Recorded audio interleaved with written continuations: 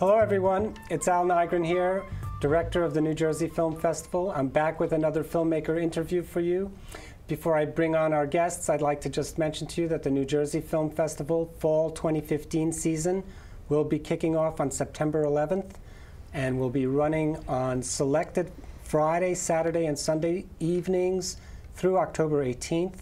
We have over 25 films that will be premiering, as well as the best of films that we screened over the summer. So there's a lot of wonderful stuff to see on the big screen at our wonderful space at Rutgers University. Today I have two guests, the producer and director, co-director, co-writers of a wonderful feature film called All in Time.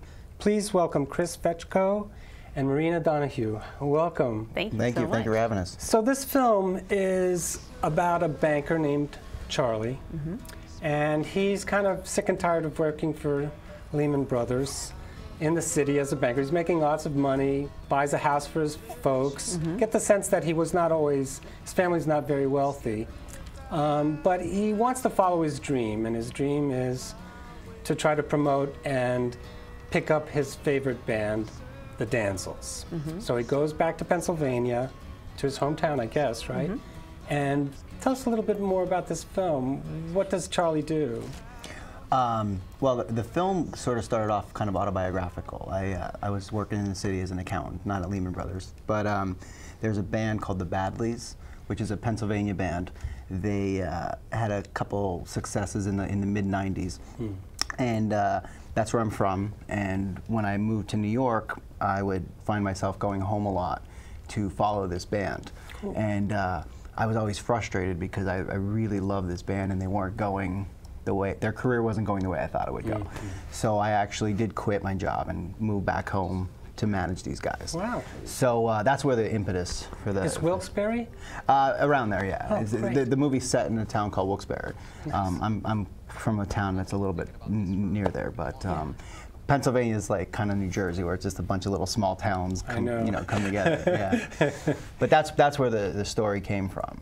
And you know, I always wanted to make. I did some film before. I did some film work before as I was doing music, and I always wanted to make a music film to really portray how the music industry really is. You know, there's a lot of glamorization of the music business in film, and this is more of a real, like, what's it like to be in a working band kind of thing. And the Badleys are the Danzels, right? Right. Those are the actual band members. They're really great actors as well. Yeah, there's two of the actual band members are in the movie, and then two of them were actors. I see. Yeah. I see.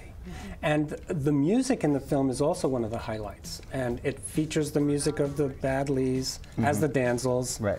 And then there's also Laura Shea, right, who does the music of Laura Kelly. Exactly. And I think that was also the interlude music is really what keeps the film flowing smoothly. But tell us more about the movie, Marina. Well, we like to call it a feel-good movie about following your dream, and it's about the choices that we make in life and how sometimes what we think at the time might be the worst thing that ever happened to us sometimes turns out to be the best. Yeah. And so people seem to be really relating. We get a lot of people coming down the aisles after the film to say, "Oh my gosh, I can relate so much to this film," and of all ages too. We have characters of all ages in our film that they're all kind of making decisions in their life choices, and there really is no right way. And everything kind of happens for a reason, and so we've got kind of that nice message, but it's also funny. We were really enjoying watching the audience get into the film and start laughing and really going for the ride. It's a film that really takes you somewhere where you didn't expect to go. Yeah. We have some twists and turns, and it's a film that starts slowly and builds and builds and builds and builds and builds, and by the end, people are so excited. And so it's a good ride. Our jury felt the same way, and at first we get a lot of films, and you think, okay, another kind of angst movie of a young man who's trying to find his way, but it's an interesting journey because it's not what you think it's going to be. Right. And as I mentioned to you before, there is a moment where the movie shifts, and it shifts again. Right. But I think what you had mentioned before about the bad things actually being good things is one of the lines from the movie. Right, it is. Yeah, true. yeah. We have some really sweet lines in the movie that are touching people, and I noticed on Facebook the other day that people, after they had seen it, were actually they were younger girls in their 20s. They were quoting one of the lines like, that it had meant so much to them that. So that was really neat to me, you know, having written that line, to see that it's touching people. So I don't want to say what it is no, that's because okay. everybody takes a different line away from the film.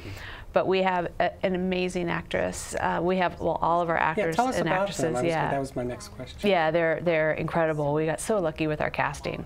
We actually shot this film 4 years ago, and at the time that we cast, many of these actors were still unknown, relatively unknown actors out of New York City and Los Angeles.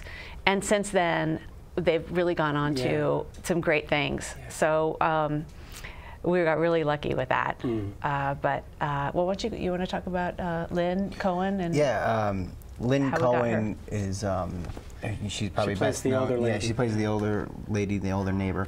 She's probably best known for her role as Magda in Sex and the City, and she was in The Hunger Games as Mags. I did a film called Eavesdrop. I produced that with her, and it was like a dream to work with her. She's a veteran of film. God knows how many films she's done at this point, and she was by far the easiest person I've ever worked with in my life. She felt comfortable. When I originally came up with the idea for the story, I really was trying to like figure out how I could get her in. So like the role of the neighbor was actually written for her, which was really great to see that come to life when she was available to do it, and she responded to the script and stuff. So that was really fun. I mean, the film is set in the 90s. We have about a minute to go. Tell our audience why they should come to see this film, as briefly as you can. If you like music, you have to see this movie. Come find me afterwards if you come see this movie and you don't like the music, and I won't give you your money back because we're low-budget filmmakers, but I'll say I'm sorry. But if you like music, come see this movie, and it's a great love story, but it's also a great life lesson. Yeah. And I think, like you said, you know, a lot of films start out a certain way, and you kind of predict where it's going to go. I promise you won't predict you can't do this where this one's going to go. Yeah, so I think if you like music, you want to go for a good ride. I think if you come check out the film, you won't be disappointed. I agree. Well, it was wonderful having you guys here. By the way, folks, both of these wonderful people will also be at the screening, the New Jersey premiere of All in Time on Sunday, September 20th at 7 p.m. Remember, Foster Dog, the short film, will precede All in Time. It's only 15 minutes. And that's going to be at 7 p.m. then on September 20th in Voorhees 105 at Rutgers University, 71 Hamilton Street, New Brunswick, New Jersey. All for only $10 general admission. It's a great opportunity to meet filmmakers, interact with them. You also get free food courtesy of Jimmy John's. So please come and join us, and hope you will too. Thanks so much. Thank you so much. Thank you. It was great having you. Thank you. It's great being here. Thank you. Okay, look. Pay attention, Clark. This is your first marketing lesson. You see, the major labels pay $2 a unit to get this kind of store placement. It's free if you do it yourself. My apologies if you are a Bengals fan.